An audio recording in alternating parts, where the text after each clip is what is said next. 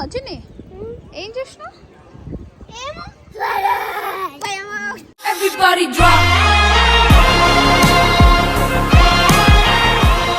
ఎక్కడికి వెళ్తున్నాం చిన్ని? తంజావూరు. బజ్జుకున్నాడు, బాగా నిద్ర వస్తుంది.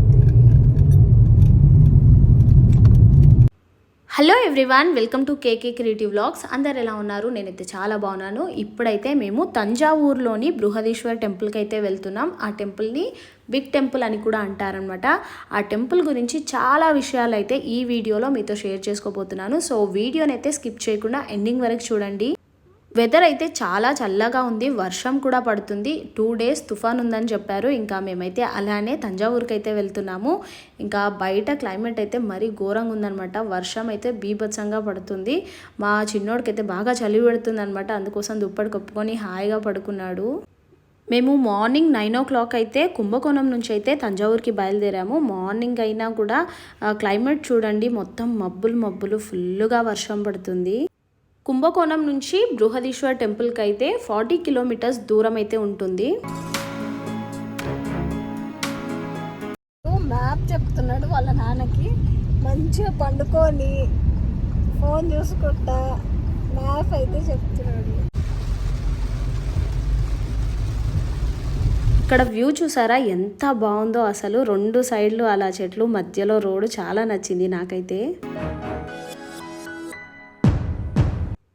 మేము బిగ్ టెంపుల్కి వచ్చేసరికి వర్షం అయితే మొత్తం తగ్గిపోయింది. చినుకులు పడుతుందనమాట. అమ్మాయ అనుకున్నాం, నిజంగా ఎలా వెళ్తామో అనుకున్నాం. కానీ లక్కీగా మేము అక్కడికి రీచ్ అయిపోయేసరికి వర్షం అంతా తగ్గిపోయింది. ఇంకా హ్యాపీగా టెంపుల్కి అయితే వెళ్ళాము. టెంపుల్ దగ్గరికి రాగానే అక్కడైతే ఆ పీకలతనైతే కనిపించాడు. అవి చాలా కొత్తగా అనిపించాయి. ఇంకా మా కృతిక్ వాళ్ళు కావాలంటే వాళ్ళ నాన్న అయితే ఇప్పించారు. 1000 years బ్యాక్ సిమెంట్, ఐరన్ లాంటివి ఏం యూజ్ చేయకుండా ఓన్లీ రాయితోని మాత్రమే నిర్మించారు. అసలు ఎలా ఈ టెంపుల్ని కట్టారో, అలాగే ఈ టెంపుల్ కట్టడానికి వాడిన టెక్నాలజీ గురించి ఈ వీడియోలో అయితే 1 by 1 మీతో షేర్ చేసుకుంటాను. సో వీడియోనైతే అస్సలు స్కిప్ చేయకుండా ఎండింగ్ వరకు చూడండి.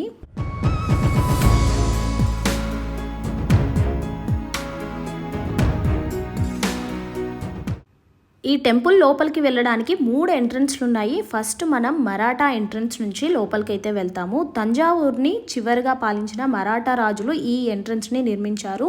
చాలా అద్భుతంగా ఉంది.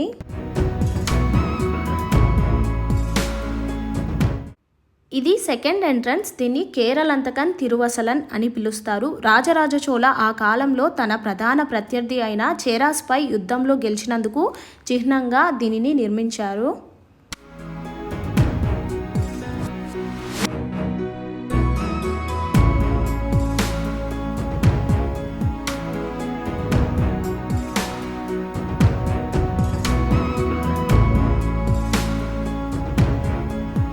టెంపుల్ అయితే మొత్తం ఇక్కడ చూపిస్తున్న విధంగా ఉంటుంది. మొత్తం 3 ఎంట్రన్స్లు వచ్చి తర్వాత టెంపుల్ వస్తుంది.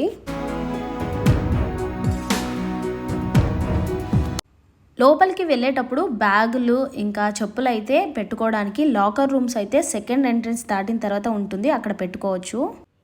ఇదే టెంపుల్ మెయిన్ ఎంట్రన్స్. ఈ టెంపుల్ కట్టిన ఎంట్రన్స్ ఇది. దీనిని రాజరాజన్ తిరువసలన్ అని పిలుస్తారు. దీనిపైన చెక్కిన శిల్పాలు చాలా అద్భుతంగా ఉన్నాయి.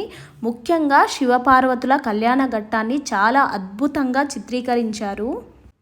ఎంట్రన్స్లో నుంచి లోపలికి రాగానే ఫస్ట్ అయితే మనకు వినాయకుడు అయితే దర్శనమిస్తారు. మనం అలా కొద్దిగా ముందుకు రాగానే ఒక పెద్ద రాజ్యంలోకి ఎంటర్ అయిన ఫీలింగ్ అయితే కలుగుతుంది. నిజంగా చాలా అంటే చాలా బాగుంది. థింక్ బిగ్ అచీవ్ బిగ్ అనే కొటేషన్ ఉంటుంది కదా, దానికి పర్ఫెక్ట్ ఎగ్జాంపుల్ అయితే ఈ టెంపుల్ అని చెప్పవచ్చు.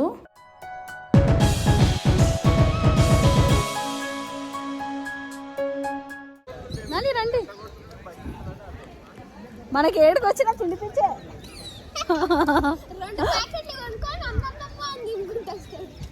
వాళ్ళ డాడీ మొయ్యడానికి వాడు తినడానికి సరిపోయారు ఇద్దరు. సాగుతుంది మీకు అలాగా. మా మమ్మ అయితే వీడియో తీయడానికి, నేను మా మమ్మ వెనకాల రావడానికి నా ప్రొటెక్టర్. సాగుతుంది మీకు అలాగా. మా మమ్మీ నేనైతే వీడియోలు తీయడానికి ఉంటాం. మా డాడీ తమ్ముడు అయితే ఆడ ఫుడ్ కౌంటర్ దగ్గరే ఉంటాడు తీసుకోవడానికి. మా కృతికి ఎట్లాగో ఫుడ్ అంటే ఇష్టం ఉండదు కాబట్టి ఫుడ్ జోలికి వెళ్ళాడు, దూరం దూరం ఉంటాడు.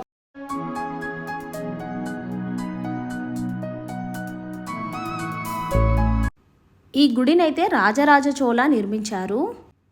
1000 years ఓల్డ్ టెంపుల్ అయినా ఎక్కడ చెక్కు చెదరకుండా చాలా బాగుంది. ఈ ధ్వజస్తంభం కూడా చాలా కొత్తగా అనిపించింది. డిజైన్ అయితే నాకైతే చాలా నచ్చింది. ఎంత బాగుందో చూడండి. మా చిన్నోడైతే వర్షం పడుతున్నా కూడా లైన్లో నుంచొని మరీ ప్రసాదం అయితే తెచ్చుకున్నాడు. ఈ గుడిని 1003లో స్టార్ట్ చేసి 1010లో కంప్లీట్ చేశారు. ఈ టెంపుల్ని రాజరాజ చోళ నిర్మించారు. టెంపుల్ని డిజైన్ చేసింది కుంజరమల్లన్ రాజరాజ పెరుంతాచన్. కేవలం 7 yearsలో ఎటువంటి టెక్నాలజీ లేని రోజుల్లో, ఎటువంటి మెషినరీ లేని రోజుల్లో ఏనుగుల సహాయంతో ఈ టెంపుల్ని కట్టారు. పూర్తిగా గ్రానైట్ స్టోన్తో నిర్మించిన మొట్టమొదటి టెంపుల్ ఇది. ఈ గుడి నిర్మించడానికి 1,30,000 టన్నుల గ్రానైట్ని ఉపయోగించారు. సిమెంట్, ఐరన్ యూస్ చేయకుండా ఓన్లీ గ్రానైట్తోనే ఇంటర్లాకింగ్ సిస్టంతో నిర్మించారు.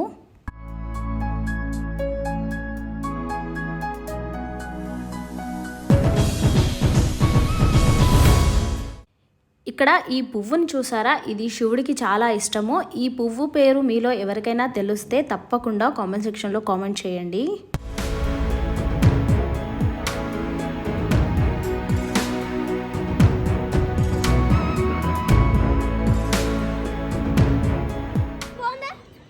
మా చిన్నగాడైతే ఫస్ట్ టైం స్క్వేరల్ చూసిండు అంటుండు. చూసినావు చిన్ని? ఏం చూసినావు? ఏమో ఆ వర్షపు జల్లుల్లో ఆ టెంపుల్ని అలా చూస్తుంటే నిజంగా చాలా బాగుంది వ్యూ అయితే. మా పిల్లలు కూడా చాలా ఎంజాయ్ చేశారు ఆ రోజైతే. ఆ వర్షంలో తడుస్తుంటే వాళ్ళకైతే చాలా ఇష్టం అనమాట. మామూలుగా మా ఇంటి దగ్గర కూడా ఎప్పుడైనా వర్షం పడిందంటే అప్పుడప్పుడు తడుస్తానే అంటారు. తడుస్తా అన్నా కూడా నేనైతే వాళ్ళని ఎంజాయ్ చేయనిస్తాను. ఎందుకంటే లైఫ్లో చిన్న చిన్న హ్యాపీ మూమెంట్స్ని ఎంజాయ్ చేయకపోతే మన లైఫే వేస్ట్ అనిపిస్తుంది. నేనైతే మా పిల్లలకైతే ఏ రిస్ట్రిక్షన్ అయితే చెప్పను. వాళ్ళకి ఏ చేయాలనిపించినప్పుడు అది చేయిస్తాను తప్పకుండా. ఈ నంది మండపం కూడా చాలా పెద్దగా నిర్మించారు. ప్రపంచంలోనే అతిపెద్ద 2వ నంది విగ్రహం ఇది. ఫస్ట్ పెద్దది లేపాక్షిలో ఉంది. ఆ వీడియో అయితే మన ఛానల్లో ఉంది, ఎవరైనా చూడకపోతే చూడండి. ఈ నంది 13 అడుగుల ఎత్తు, 16 అడుగుల వెడల్పు ఏకశిలతో నిర్మించారు.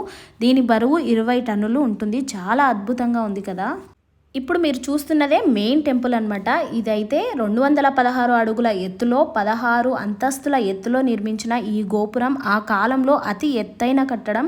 గోపురం పైన 80 టన్నుల కలశాన్ని నిర్మించారు. గోల్డ్ కలర్లో కనిపిస్తుంది కదా, అదే 80 టన్నులు అంటే 80,000 కేజీలు. అసలు ఎలాంటి టెక్నాలజీ లేకుండా అంత బాగా ఎలా కట్టారో, అంత పైకి ఆ కలశాన్ని ఎలా పెట్టారో కదా, నిజంగా గ్రేట్. అసలు ఈ టెంపుల్కి బేస్మెంట్ కూడా లేదనమాట, డైరెక్ట్గా టెంపుల్ని కట్టేశారు.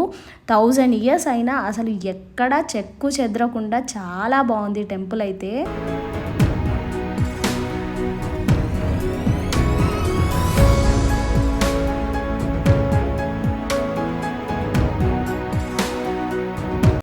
ఇక్కడైతే ఒక చిన్న బావి లాగుందనమాట. దాంట్లో చాలా మంది కాయిన్స్ అయితే వేస్తున్నారు, అలాగే నోట్స్ కూడా వేస్తున్నారు. అసలు ఎన్ని కాయిన్స్ వేశారో చూడండి లోపల.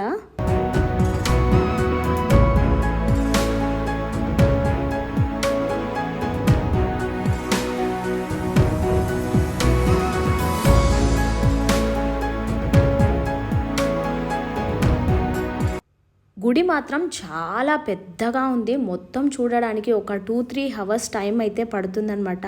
అసలు ఎంత బాగుందో, అన్నీ ఎలా కట్టారో అసలు నిజంగా నాకైతే చాలా నచ్చింది ఈ టెంపుల్ అయితే. ఇక్కడ మేము కనిపిస్తున్నాం కదా, అక్కడ ఒక పెద్ద వినాయకుడి విగ్రహం కూడా ఉంది, అది కూడా మీకు చూపిస్తాను. ఈ వీడియో అయితే మా ఆయన ఎక్కడో దూరం నుంచి మమ్మల్ని తీస్తున్నాడు. వర్షం పడుతుందని మేమైతే అక్కడ వెయిట్ చేస్తున్నాము.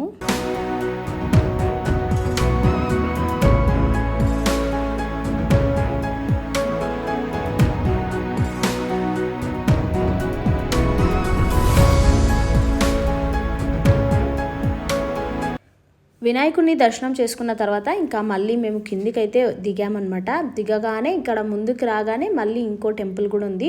అక్కడ స్వామి వాళ్ళు అయితే పూజలు అయితే చేస్తున్నారు. ఇంకా అక్కడ దండం పెట్టుకొని మళ్ళీ ఇంకో టెంపుల్కి అయితే వెళ్ళాము. అక్కడ చుట్టుపక్కల చాలా టెంపుల్స్ అయితే ఉన్నాయి. మా చిన్నుగాడైతే ఆ రోజు ఫుల్ ఎంజాయ్ చేశాడు ఆ వర్షంలో. ఎత్తుకుంటాను, వర్షం పడుతుంది, ఫాస్ట్గా వెళ్ళిపోదామంటే అస్సలు వినట్లేడు అనమాట. నేనే నడుస్తానని ఆ ప్యాంట్ అయితే సగం తడుపుకున్నాడు. మనం మెయిన్ టెంపుల్ లోపలికి వెళ్ళగానే 13.5 అడుగుల శివలింగం అయితే ఉంటుంది. అసలు చాలా బాగుంటుంది.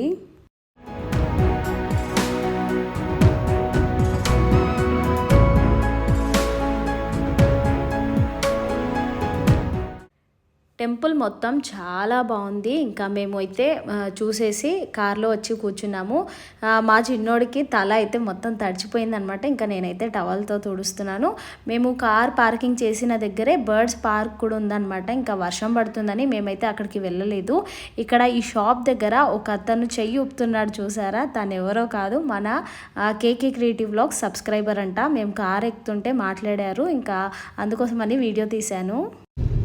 మా చిన్నగాడు కార్లోకి రాగానే పడుకుంటున్నాడు. మంచిగా డ్యూటీ లాగా ఉంది మా చిన్నోడికి. ఏంటంటే కార్ దిగగానే మంచి వేకప్, ఇంకా అంటే అలర్ట్ అయిపోతున్నాడు, మేము వెళ్ళాలి ఇప్పుడు నడవాలి అని.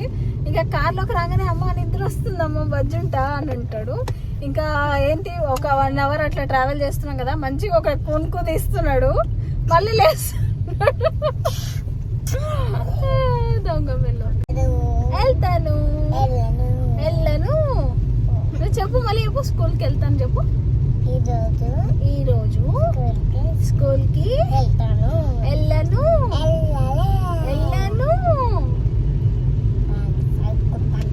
బాగా చదువుకోను. నువ్వు వెళ్ళు స్కూల్కి. వెళ్ళను.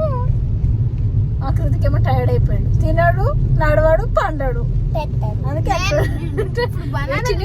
చిన్నగాడు చూడు మంచిగా తినే టైంకి తింటాడు, పండే టైంకి వండుతాడు, ఉండే టైంకి ఉంటాడు. అట్లా ఉండాలి పిల్లలు అంటే. ముఖం చూడండి ఎట్లయిందో 3 రోజులకి. మా చిన్నగాడు కక్కినా కూడా ఎంత మంచిగా ఉన్నాడు చూడు. ఈ వీడియోని ఏం చేస్తున్నాను, ఇంకొక మంచి వీడియోతో మేము ముందుకు వస్తాను. Bye bye, take care, have a nice day. Video నచ్చితే తప్పకుండా మీ ఫ్రెండ్స్ అండ్ ఫ్యామిలీ మెంబర్స్కి షేర్ చేయండి. Thank you for watching.